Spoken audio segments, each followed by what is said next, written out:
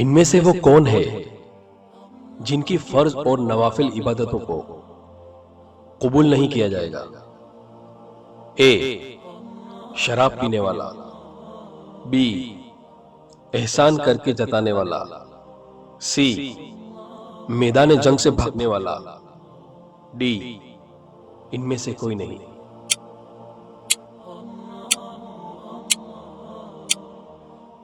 اور اس سوال کا صحیح جواب ہے بی احسان کر کے جتلانے والا۔ رسول اللہ صلی اللہ علیہ وسلم نے فرمایا، تین آدمی ایسے ہیں جن کے فرض اور نوافل عبادتوں کو اللہ سبحانہ قبول نہیں کرے گا۔ پہلا ماں باپ کا نافرمان، دوسرا احسان کر کے جتانے والا، تیسرا تقدیر کو جھٹلانے والا۔ السلسلۃ الصحیحہ